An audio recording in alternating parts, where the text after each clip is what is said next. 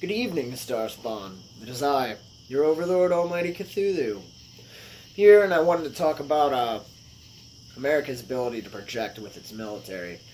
Um, if you look up how many bases America has around the world, it's about 870 different countries. And while this is somewhat empirical, I don't know if I'm using that word correctly.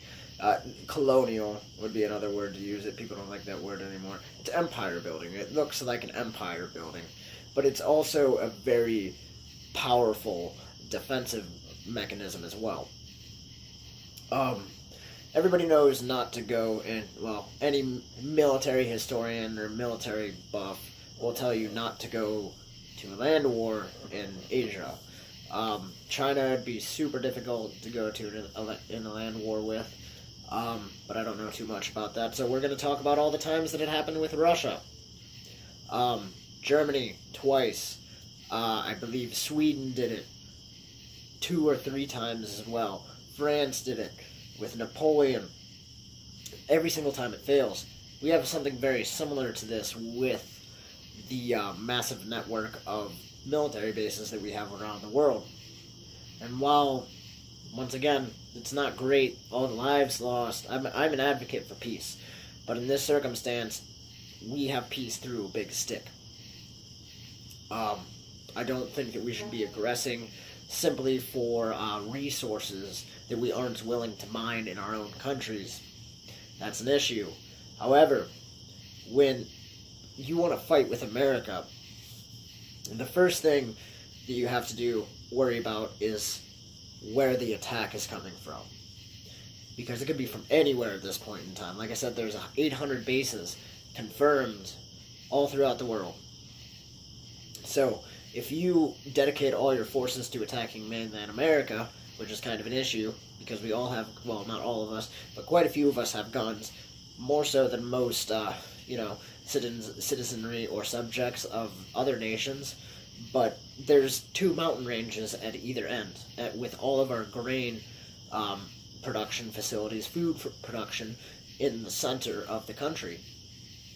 So you're going to hit both those. And even in the South, where there isn't, the old South, there's a lot of guns, from what I hear. Lots of guns. And there's a ton of military bases once you get into South Carolina, North Carolina. I think South Carolina actually has more military bases than any other state. Could be wrong on that. Texas, I'm sure, has a ton of military bases, but it's still part of the old South. They have tons of guns in Texas, but I'm moving past that. So yeah, you have to, get to those mountains, and then by the time you got there, America could have moved around you through one of its many, many, many, many bases around the world. So if you've dedicated too much of your force to attack America, you could be getting hit back in your country from an attack you didn't even see coming. I think we can deploy to most places within 72 hours these days, which is pretty impressive to have boots on the ground within 3 days in any country in the world, and I think it might even be less than that. It's probably less than that. I'm not super, I'm not in the military. I'm not a military tactician. Could even be 24 hours. It wouldn't. The world has shrunk since the invention of the plane. And while there is a huge military spending budget in America, this is one of the few things that I can agree that a government should do is maintain a strong military.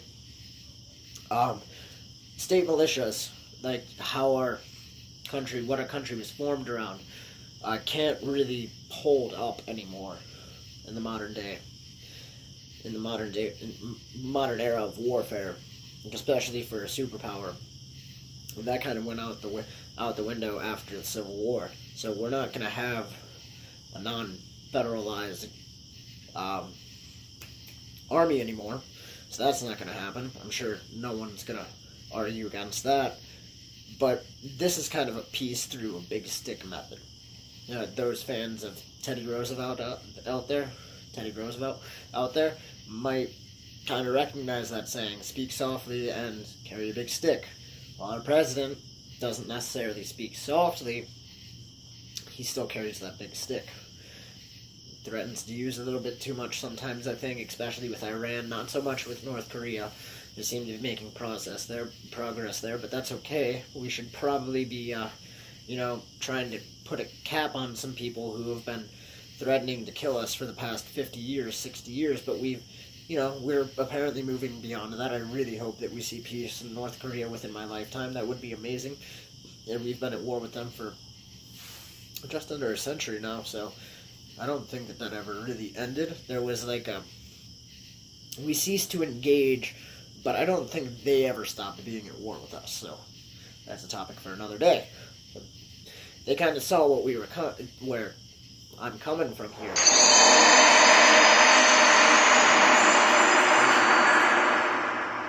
This won't be a problem anymore. I ordered my mic today. So here within the next few weeks, I'll be getting a whole new setup. Talked about this the other day. I don't think people realize what it would be like if we weren't the ones with the ability to project. It'd be a lot different for us here in the United States. We haven't had a major war on our country for, almost 150 years. Maybe the Spanish-American War, but that might not have even been in America. I'd have to double check on that. I'm not too familiar with the history of war in America post 1867, 65, and pre 1918, 1917. Don't know too much about it, so don't quote me on that. We haven't fought a huge war in this country in forever, and part of the reason for that is because of our ability to project. If they want to start a war with America, it's going to be at one of our bases closer to home. Probably one of the bigger bases closest to that country, because some of these bases are apparently little Americas. I'm assuming they're the size of small cities, small towns sometimes. All the captains bringing their wives in, and officers bringing their wives and kids in, because I'm sure it happens over there. There's people who have military careers and things like that. But I digress. I'm starting to loop a little bit in this video. Some of these parts, especially with the ums and the pauses and things like that, it's gonna change. It's gonna be a little bit more streamlined, more jump cuts, I guess. But it will make it more kinetic, more fun to watch. I have some plans for this channel. That's what I'm gonna do. Things like the Swedish myth about socialism, Scandinavian socialism myth, one of my favorite ones. I'll do that on a computer so that I can show you guys actual proof. I don't want to try to bust myths without having my sources up in front of you guys. So yeah, that's a little talk about what I'm going to do later. I ordered my mic, like I said. So, and a new web camera and some other things. You guys will see. It'll be cool. But yeah, that's about it today. So I'm going to do another video on the Hava Mall after this. But I should be done with this. So I'm just going to sit here and wait for the stars to turn.